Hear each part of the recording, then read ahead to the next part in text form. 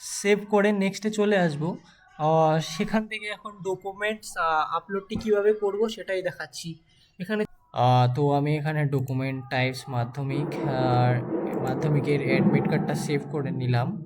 এরপর আমি এখান থেকে চুজ ফাইলে গিয়ে এখান থেকে আমি যেটা আমি কি অ্যাডমিট কার্ডটা আমি এখান থেকে সিলেক্ট করে নেব।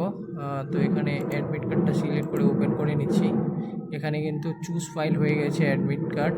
এটা কিন্তু অবশ্যই 300 কেবির নিচে রাখতে হবে। সেভ করলাম। সেভ করার পরে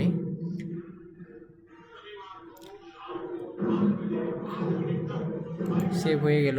তো এখানে কিন্তু আমি দেখতে পারবো সেভ হয়ে যাওয়ার পরে এখানে তুমি দেখতে পারবে আপলোড এনশোয়ার, বা এখান থেকে তুমি ডিলিট করতে পারবে এখান থেকে। তারপরে আমি চলে যাব মাধ্যমিকের মার্কশিটে, মাধ্যমিকের ইকুইভ্যালেন্ট মার্কশিট। এখান থেকে আমি চুজ করে নেব মাধ্যমিকের মার্কশিট রেজাল্ট। তো এখান থেকে আমি ওপেন করে সেভ করে দেব।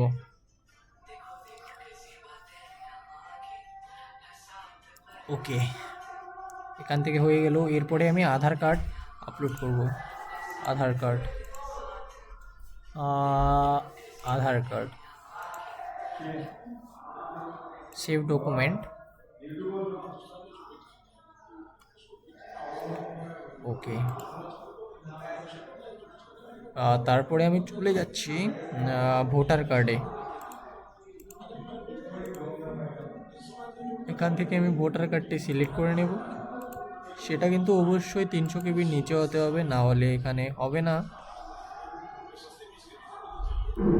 তো এখানে ভোটার কার্ডে হয়ে গেছে। তো আমি এখন চলে যাব ব্যাংকের পাসবুকে। Choose file, bank, save document.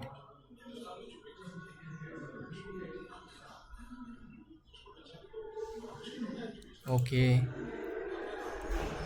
এরপরে চলে যাব আমি ওবিসি কার্ডে,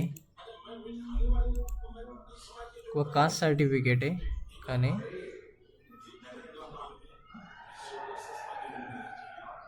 OBC, open, save file. Okay, successfully document upload হয়ে গেছে, তুমি কিন্তু এখান থেকে দেখতে পারবে। তো এরপরে আমি চলে যাব রিসেন্ট পাসপোর্ট সাইজ ফটোতে আমি এখন চলে যাব, করে নিচ্ছি। আর এরপর সেভ ডকুমেন্ট করে দিলাম। সেভ ডকুমেন্ট করার পরে আপলোড হয়ে যাওয়ার পরে আমি এখান থেকে একবার দেখব যে ফটোটি কেমন হয়েছে।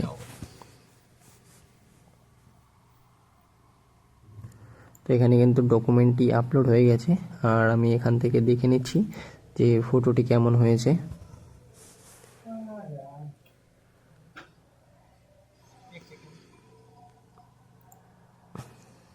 তো আমি এখানে দেখে নিচ্ছি ফটোটি। এরকম করতে হবে তোমাদেরও 50 কেবির নিচে। তারপরে আমি সিগনেচারটি এখানে ফাইল টাইপসে দিয়ে চুজ করে নিচ্ছি আমার সিগনেচারটি। আর তো সেভ করে নিলাম ডকুমেন্ট। এটা সবসময় ডিপেন্ডস করে নেটওয়ার্কের উপর, তোমার নেটওয়ার্কটি কেমন আছে। তো এখানে আমার ফাইলটি পুরোপুরিভাবে আপলোড হয়ে গেছে, দেখতে পাচ্ছ তোমরা পাবে। তো এখানে আমি রেডি টু সাবমিট করে দিলাম। আর এখানে হেয়ার বাই ডিক্লেয়ার্ড যেটা আছে, ক্লিক করে তোমাদের সাবমিট করতে হবে। আর এখানে আমি এখন ফাইনাল সাবমিটটি করে দিচ্ছি। আর এখান থেকে তোমাদের অ্যাপ্লিকেশান নাম্বারটি তুমি প্রিন্ট আউট করে রেখে দাও পরবর্তী কোনো কাজের জন্য। আর যদি ভিডিওটি ভালো লাগে লাইক শেয়ার সাবস্ক্রাইব করে দিয়ে পাশে থেকো এরকম ভিডিও সবার আগে দেখার জন্য।